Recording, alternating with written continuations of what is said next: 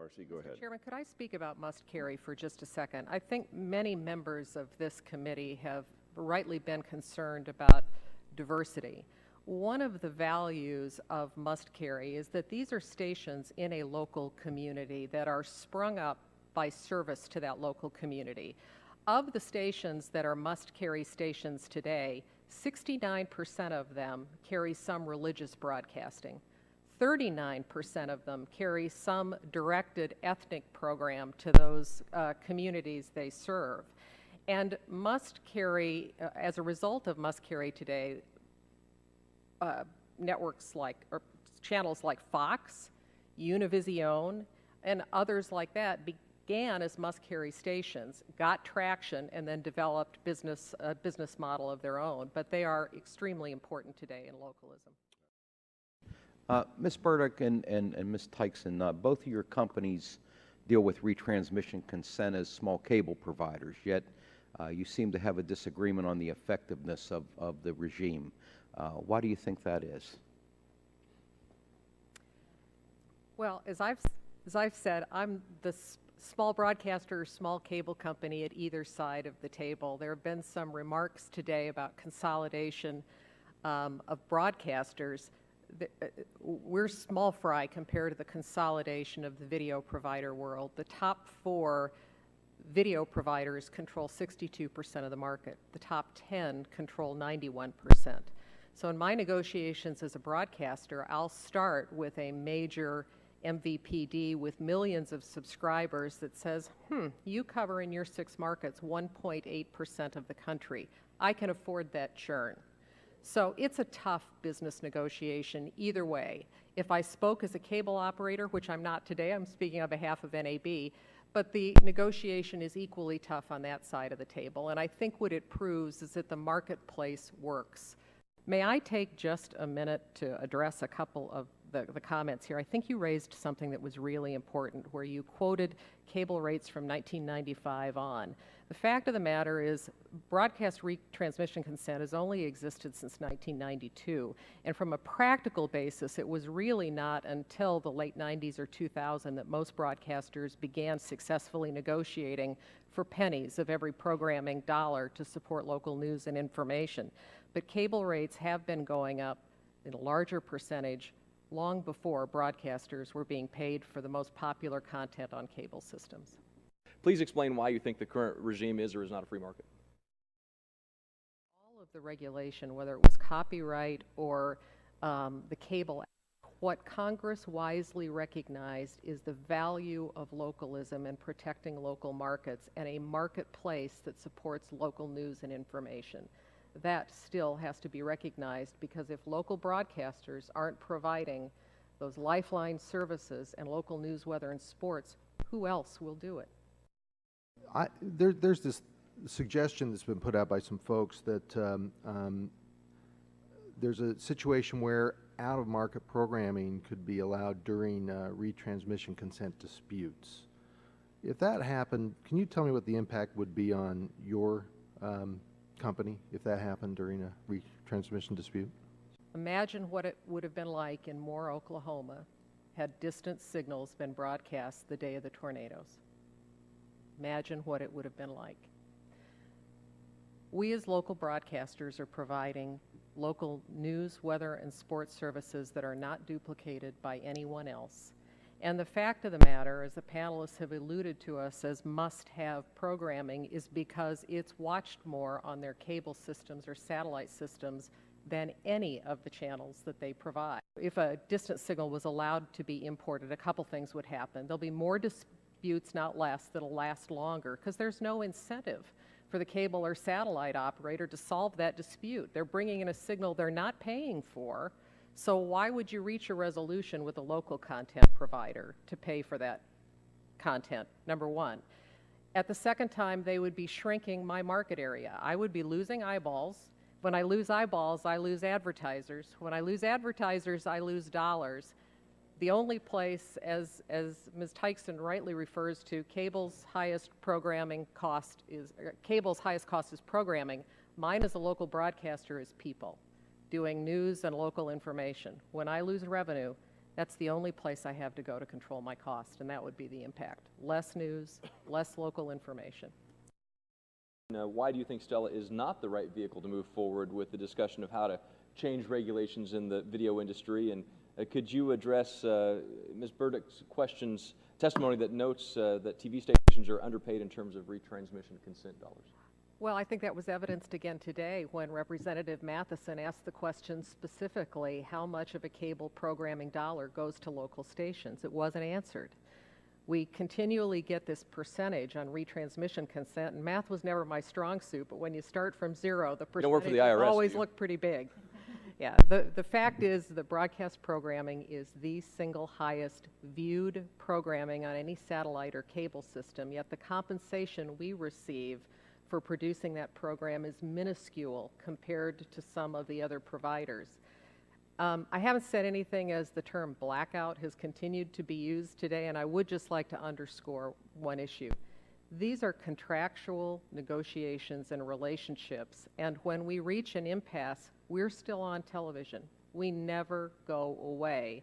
I hope Representative Barton does take a look at what's available now free over the air since he last looked. It may be 20 or 30 stations free over the air of different kinds. Cable is not asking you today with Stella that if they reach an impasse with HBO or AMC to be able to import that from another cable system. So why should they be allowed to import a broadcaster? Ms. Burdick and Mr. Pine, I'm interested in helping, obviously, constituents get the programming they consider truly local. How can we ensure that getting programming from their state, not out-of-state programming, merely because they fall in a DMA assigned to another state? We Sure. Obviously have that situation. I'm a living example of that, Mr. Chairman. I actually live in Niles, Michigan. My front yard is in Michigan, my backyard is in Indiana, and I'm part of the South Bend DNA, but I vote in Chairman Upton's district. And you're in, what, 5 time zones, too? That used to be an issue. We changed that a couple of years ago.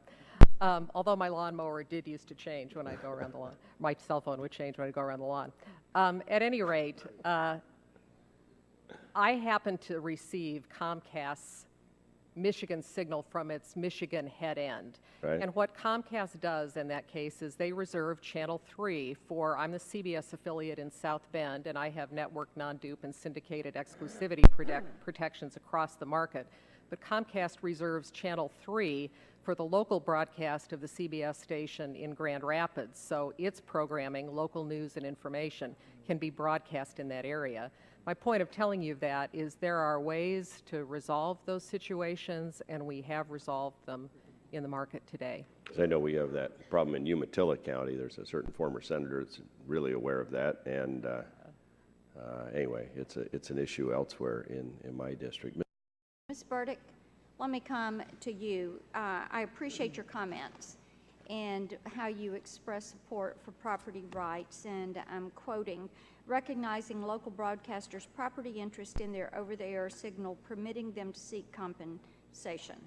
And I agree, content deserves to be paid for and incentivized, but I'm curious if you think the position the broadcasters have taken on the radio side, refusing to recognize a performance right for sound recordings, if that undermines your position before us as we look at the video framework and the retransmission rights. Because, as you know, radio broadcasters say that they shouldn't have to pay performance royalties because they help distribute an artist's music. So square that up for me.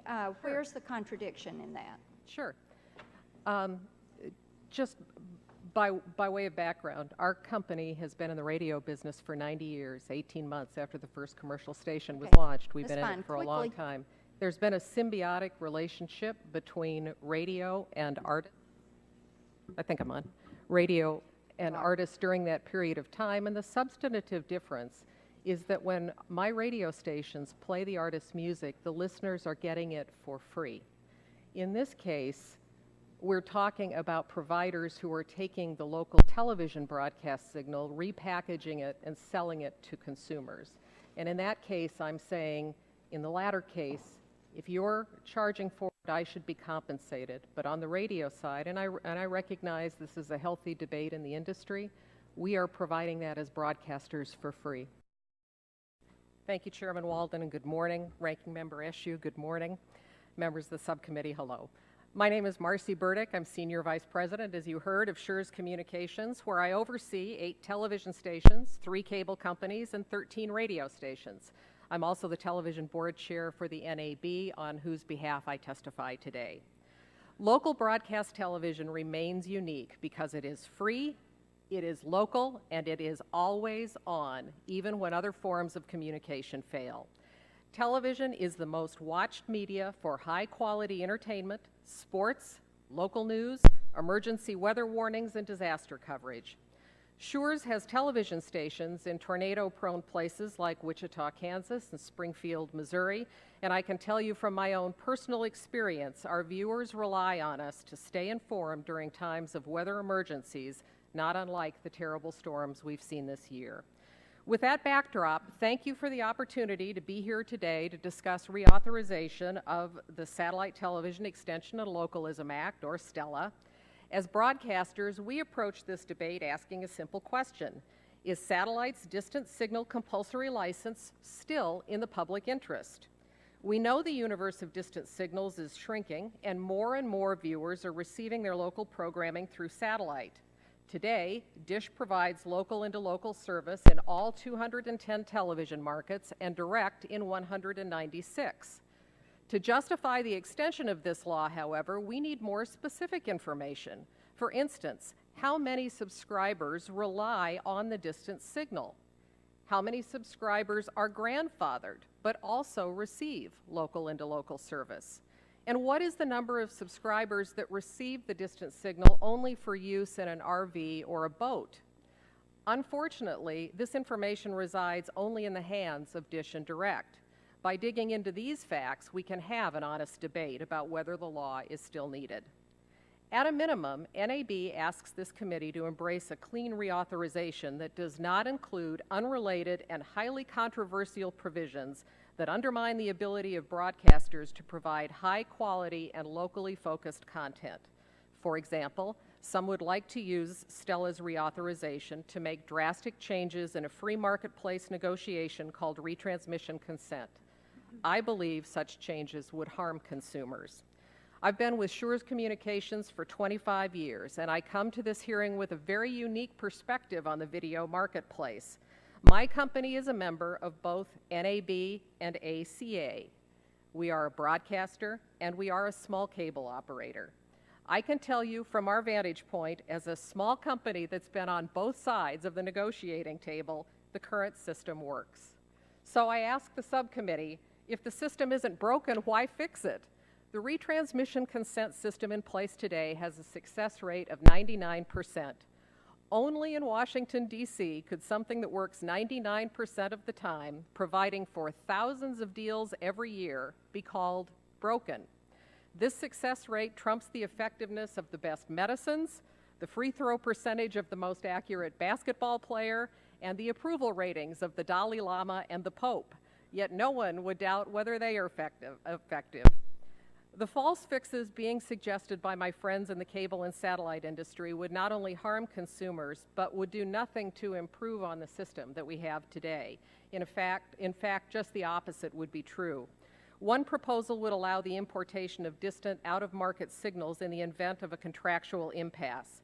In the real world, that means that Congress would negate existing contracts between broadcast networks like ABC and their local affiliates like KOHD in Bend, Oregon, or KGO in the Bay Area.